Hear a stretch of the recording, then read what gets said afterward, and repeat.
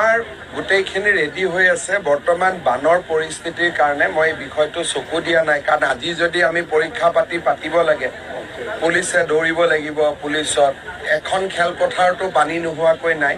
সেইকাৰণে জুলাই মাহটো অপেক্ষা কৰি লওঁ, তাৰপিছত এই বছৰতে আমি চব চেছ কৰিম।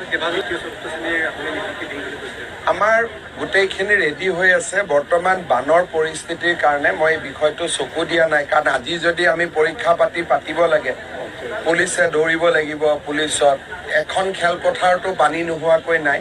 সেইকাৰণে জুলাই মাহটো অপেক্ষা কৰি লওঁ, তাৰপিছত এই বছৰতে আমি চব চেছ কৰিম।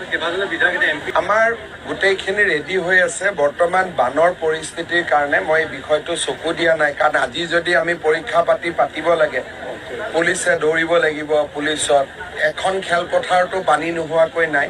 সেইকাৰণে জুলাই মাহটো অপেক্ষা কৰি লওঁ, তাৰপিছত এই বছৰতে আমি চব চেছ কৰিম।